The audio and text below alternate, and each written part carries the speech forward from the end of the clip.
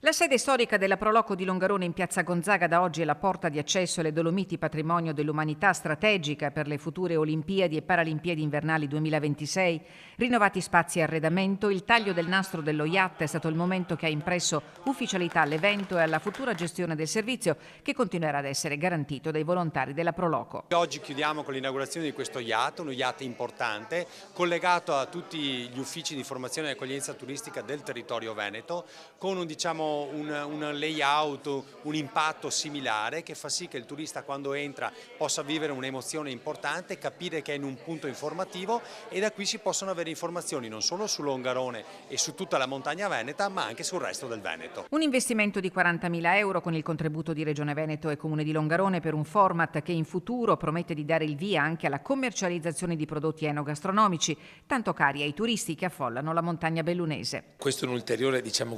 salto di qualità che abbiamo voluto fare inserendoci proprio nel circuito che la Regione ha messo a disposizione e che ha finanziato attraverso questa modalità, che dal punto di vista estetico mette insieme diverse realtà in tutta la nostra Regione. Longarone non poteva star fuori da questo sistema. Un sistema che garantisce di comunicare all'esterno tutto ciò che c'è in Veneto, un lavoro partecipato che cresce dal basso. Sono stati investiti tantissime altre risorse per quanto riguarda invece lo sviluppo del piano strategico, penso alla carta dell'accoglienza, penso a tanti interventi che abbiamo fatto che hanno il compito di gestire quella che è l'offerta turistica sul territorio, migliorando il servizio non solo per aumentare il numero dei turisti ma soprattutto la qualità del turista che noi vogliamo nel nostro territorio.